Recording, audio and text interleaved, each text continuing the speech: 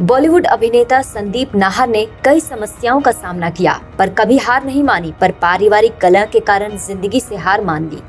आत्महत्या से पहले फेसबुक पर बताई अपनी आप बीती। परिवार के साथ बॉलीवुड की गुटबाजी को भी बताया दोषी।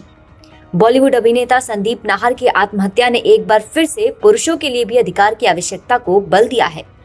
TFI पर आपका स्वागत है। मैं महिमा पांडे आपको बताने जा रही हूँ कि कैसे बॉलीवुड अभिनेता संदीप नाहर की आत्महत्या ने देश भर में पुरुषों के अधिकारों के लिए कानून की आवश्यकता के मुद्दे को एक बार फिर से उठाया है। एक चौंकाने वाली खबर में पता चला है कि बॉलीवुड अभिनेता संदीप नाहर ने आत्महत्या कर ली है। मीडिया रिपोर्ट्स के अनुसार वे कथित तौर पर अवसाद से जूझ रहे थे।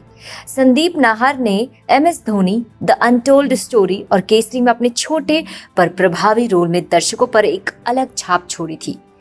लेकिन जिन परिस्थितियों में उनका देहांत हुआ, उससे स्पष्ट सिद्ध होता है कि क्यों इस देश में पुरुषों के लिए भी निश्चित अधिकार होने चाहिए। संदीप नाहर का मृत शरीर ओशिवारा में स्थित उनके निवास पर पाया गया।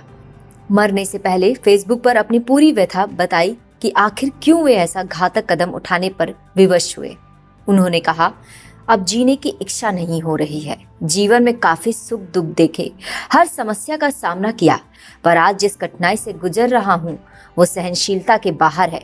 मैं जानता हूँ कि आत्महत्या कायरता है और मुझे भी जीना था, पर ऐसे जीने का भी क्या फायदा जहाँ सुकून और आत्मसम्मान ही ना हो। संदीप ने अपनी अवस्था के लिए दोषी लोगों का नाम उजागर करते हुए कहा, मेरी पत्नी कंचन शर्मा और उसकी माँ वीनू शर्मा इसके लिए जिम्मेदार हैं, जिन्होंने मुझे समझने की कोशिश नहीं की। मेरी पत्नी उग्र स्वभाव की है, उसका व्यक्तित्व अलग है, मेरा अलग है, जो बिल्कुल भी मैच नहीं करता। रोज रोज के कलेश, सुबह शाम कलेश, मेरी अब यह सहने की शक्ति नहीं है।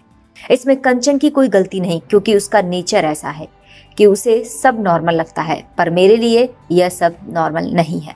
मैं मुंबई में कई सालों से हूँ, बहुत बुरा टाइम भी देखा, लेकिन कभी टूटा नहीं। इसके अलावा संदीप ने अपनी अवस्था के लिए बॉलीवुड में चल रही गुटबाजी को भी दोषी ठहराया।